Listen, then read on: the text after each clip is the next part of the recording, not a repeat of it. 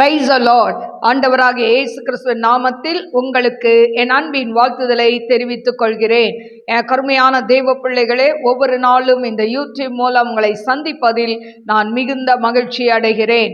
இந்த ஆடியோவை நீங்கள் கேட்டு தேவ ஆசீர்வாதத்தை பெறுவது மட்டுமன்றி, உங்களுக்கு அறிமுகமானவர்கள், உங்கள் நண்பர்கள், உங்கள் உறவினர்களுக்கும் இந்த ஆடியோவை அனுப்பி தேவனுடைய நாமத்தை மகிமைப்படுத்தும்படி உங்களை அன்புடன் கேட்டுக்கொள்கிறேன்.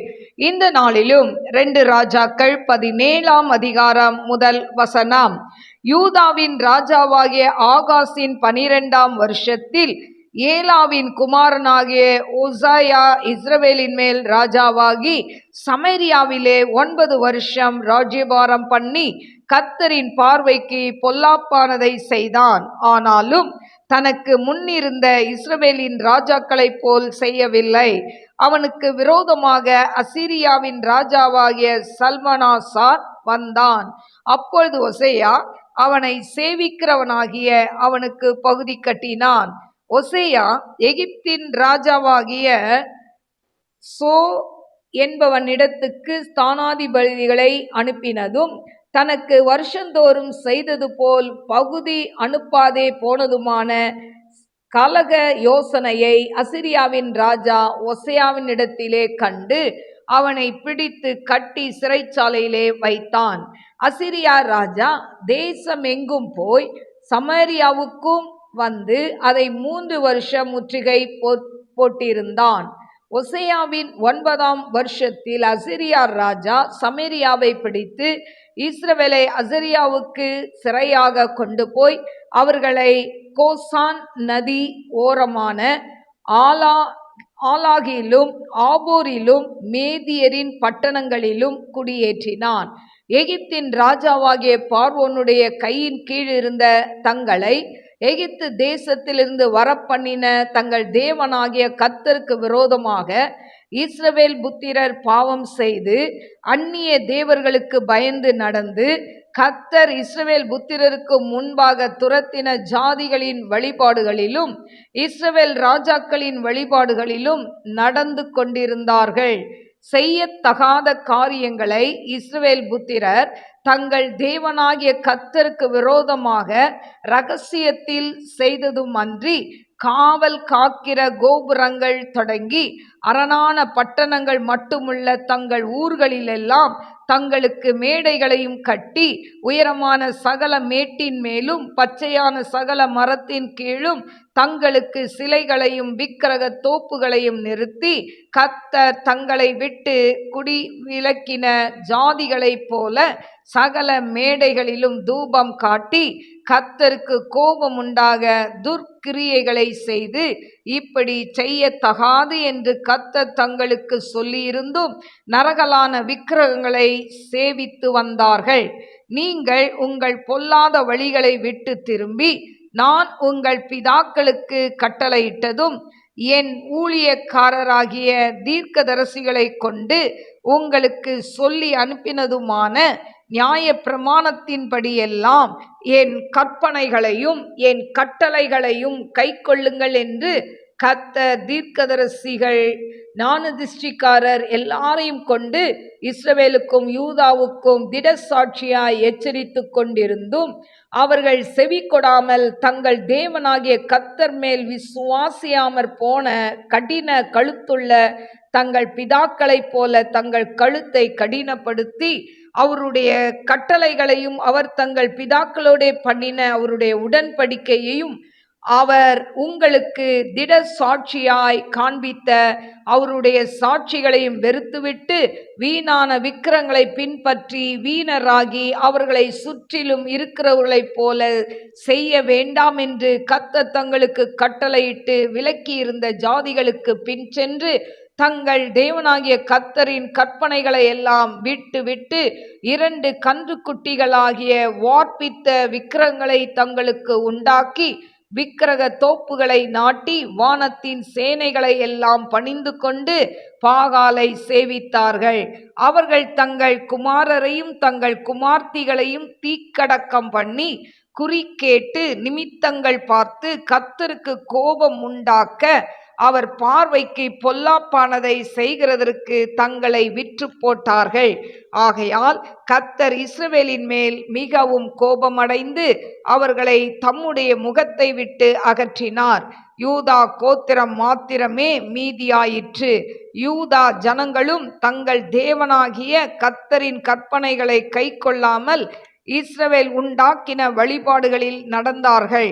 ஆகையால் கர்த்தர் இஸ்ரவேல் சந்ததியாரை எல்லாம் புறக்கணித்து அவர்களை தமது முகத்தை விட்டு தள்ளும் மட்டாக ஒடுக்கி அவர்களை கொள்ளைக்காரர் கையில் ஒப்பு கொடுத்தார்.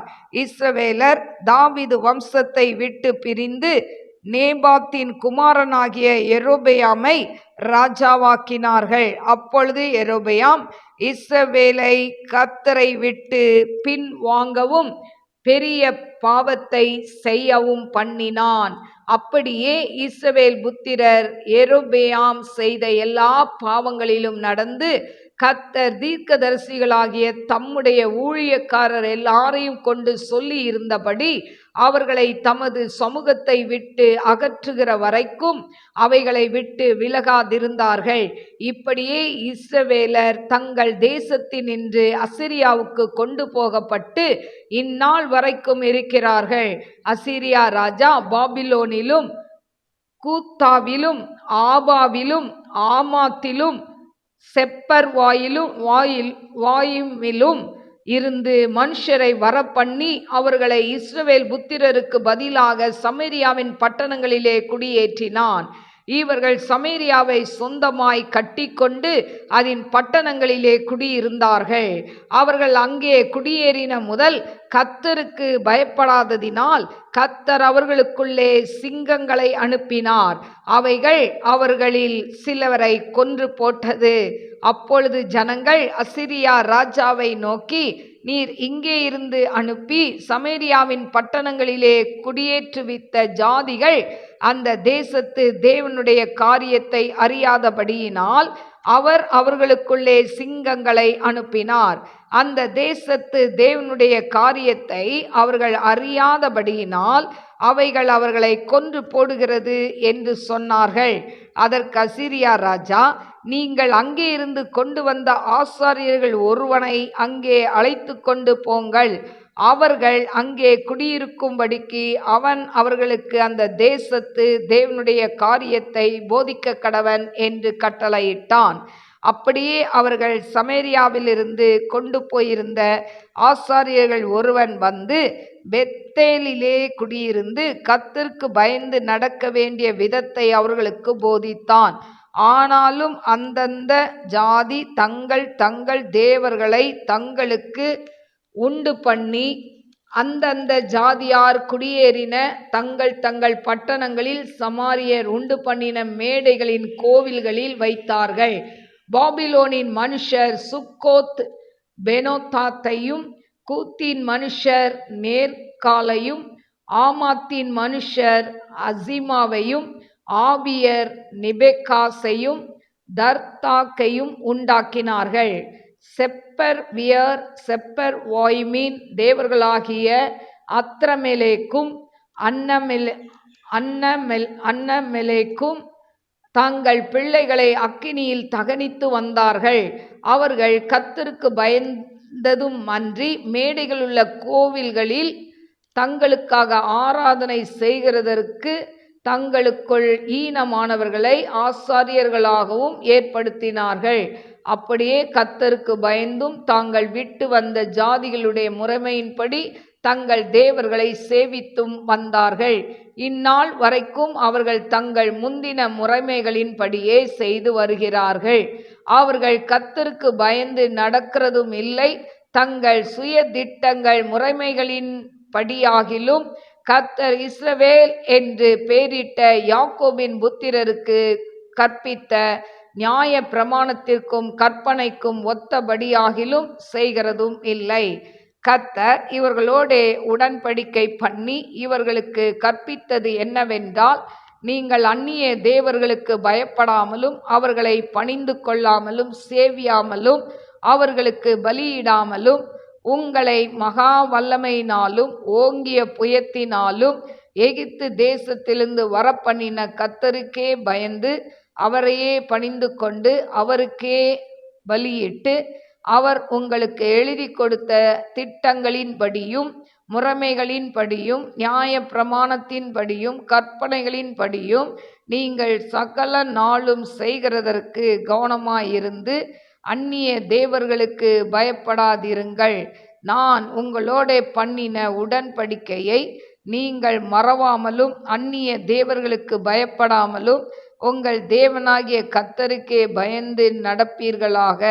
அப்பொழுது அவர் உங்கள் எல்லா சத்துருக்களின் கைக்கும் உங்களை தப்புவிப்பார் என்று அவர்களுக்கு சொல்லி இருந்தார். ஆனாலும் அவர்கள் செவி கொடாமல் தங்கள் முந்தின முறைமைகளின்படியே செய்தார்கள். அப்படியே அந்த ஜாதிகள் கர்த்தருக்கு பயந்தும் தங்கள் விக்கிரகங்களை சேவித்தும் வந்தார்கள். அவர்கள் பிள்ளைகளும் அவர்கள் பிள்ளைகளின் பிள்ளைகளும் தங்கள் பிதாக்கள் செய்தபடியே இந்நாள் வரைக்கும் செய்து வருகிறார்கள். கருமையான தேவ பிள்ளைகள், இந்த நாளிலும் 2 ராஜாக்கள் 17ஆம் அதிகாரம் 1 முதல் 41 வசனங்களை நான் வாசித்திருக்கிறேன். கருமையான தேவ பிள்ளைகளே, இந்த 2 ராஜாக்கள் 17ஆம் அதிகாரத்தில் 3லேருந்து 4 வரைக்கும் உள்ள வசனத்தில் இந்த அசீரியா இஸ்ரவேல் மேலே படையெடுத்து வருது. இது 3வது படையெடுப்பு என்று சொல்லப்படுகிறது. இப்போ இந்த அசீரியாவை பணிந்து கொண்டு நடப்பதாக ஒசையா ஏற்றுக்கொண்டு அதுக்கப்புறம் வேண்டாத காரியத்தில் அவர் ஈடுபடுகிறார். துரோகமான செயல்களில் ஈடுபட்ட உடனே அவனை சிறைச்சாலையில் அடைச்சிடுறாங்க. இப்போ அதே போல் 17:6 அதுக்கப்புறம் அசிரியர் படையெடுப்பில் இஸ்ரவேல் மேலே பார்த்திங்கன்னா 2வது முறை படையெடுத்து வராங்க. இந்த தடவை அநேகரை கைதிகளாக அவங்க கொண்டு சென்றார்கள் என்று சொல்லப்பட்டு இருக்கிறது. அதுக்கு பிறகு 4வது படையெடுப்பின் போது இந்த சமேரியாவை முற்றுகையிட தொடங்கிய சல்மனாசார், அப்படி அந்த சல்மனாசார்னு சொல்கிற அந்த ராஜா மரணம் அடைஞ்சதுனால அதற்கு பின்னால் வந்த சார்கான்றவன் சமேரியாவை பிடித்த போது மீதம் இருந்த இஸ்ரவேலரெல்லாம் நாடு கடத்தப்பட்டாங்க. அதே போல் 17ஆம் அதிகாரம் 7லேருந்து 23 பார்த்தீங்கன்னா இதில் இஸ்ரவேலின் பாவங்களை இதில் சொல்லப்பட்டிருக்கிறத பார்க்குறோம். ஆண்டவர் பல முறை இஸ்ரவேல் ஜனங்களை என்ன பண்ணுறாரு, அவர் எச்சரிக்கிறார். அதாவது 17ஆம் அதிகாரம் 13, 14, 23 இதில் பார்த்தீங்கன்னா பல முறை இஸ்ரவேல் ஜனங்களை பாவத்தை குறித்து கண்டித்தும் அவங்க என்ன பண்ணுறாங்க, செவி கொடுக்காமற் போகிறதை நாம் பார்க்கிறோம். அதனால் 24ஆம் வசனத்தில் இஸ்ரவேலுக்கு பதிலாக வேறு மக்கள் இஸ்ரவேல் நாட்டில் குடியேற்றப்பட்டாங்க. அதாவது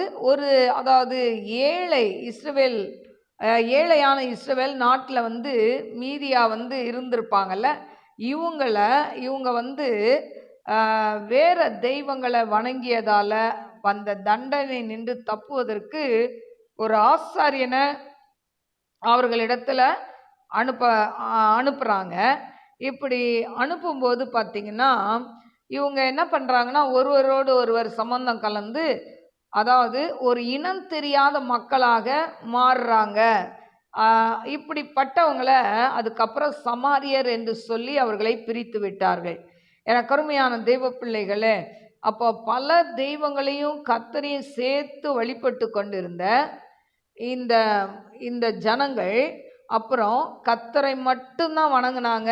மோசே நூலை கை கொண்டு கர்த்தர் மட்டும்தான் தேவன் என்று வணங்கினாங்க. ஆனால் இவர்களை யூதர்கள் என்ன பண்ணுறாங்க, தீண்டத்தகாதவர்களாய் அவர்களை கருதி அவங்கள ஒதுக்கி வைத்தார்கள். ஏன்னா யோவான் 4ஆம் அதிகாரம் 9ஆம் வசனத்தில் பார்க்குறோம், சமாரியர் யாரு, யூதர்களால் ஒதுக்கி வைக்கப்பட்டவர்கள், தீண்டத்தகாதவர்கள், தள்ளப்பட்டவர்கள்.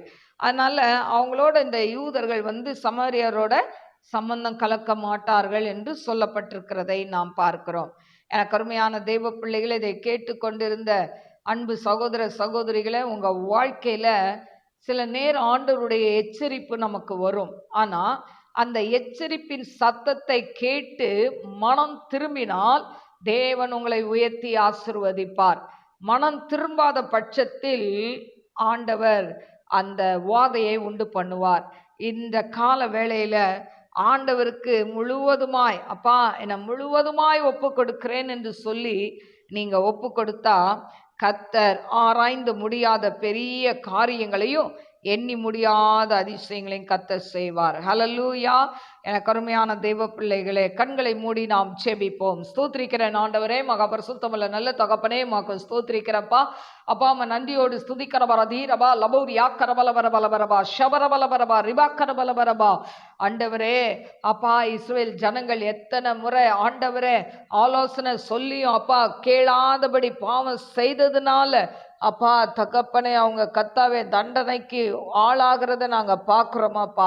இதை கேட்டுக்கொண்டு இருக்கிற ஒவ்வொரு பிள்ளைகளும் ஆண்டவரே, யூடியூப்ல பார்க்கிற பிள்ளைகளும் தகப்பனே உமக்கு ஸ்தோத்திரிக்கிறோம் ஆண்டவரை. எந்தெந்த பாவத்திலிருந்து விடுதலை வேணுமோ அதிலிருந்து வெளியே வரட்டும் ஆண்டவரை. வர முடியாத பாவ வாழ்க்கையிலிருந்து அவங்கள விடுதலை செய்யுங்க டாடி, விடுதலை செய்யுங்க டாடி. அப்பா நன்றியோடு ஸ்துதிக்கரபரபலபரபா ஷவரபலபரபா கரபா.